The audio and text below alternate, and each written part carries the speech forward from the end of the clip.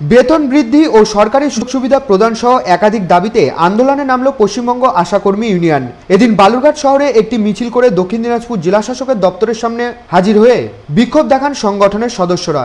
তাদের মূল দুটি দাবি হল মাসিক 21,000 টাকা বেতন বৃদ্ধি ও কোভিড আক্রান্তদের 1 লক্ষ টাকা ইপিএফ প্রদান। পাশাপাশি বিভিন্ন সরকারি সুযোগ সুবিধার দাবিতেও সরব হয়েছেন তারা। এদিন বিক্ষোভ দেখানোর পাশাপাশি বালুরঘাটের জেলা শাসকের হাতে একটি ডেপুটেশন তুলে দেওয়া হয় সংগঠনের তরফে।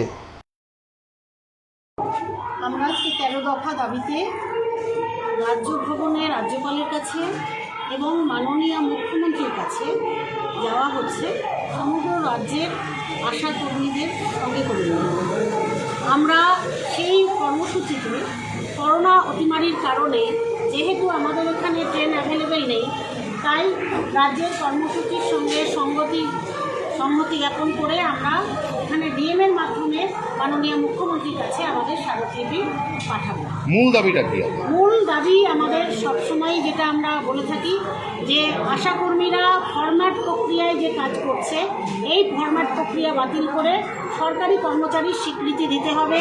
পিএফ, গ্র্যাচুইটি, ইএসআই যা সরকারি কর্মচারীদের প্রাপ্য তা দিতে হবে এবং শ্রম আইন অনুযায়ী এখন যা দ্রব্যমূল্যের বাজার তাতে 21,000 টাকা মাসিক বেতন করতে হবে।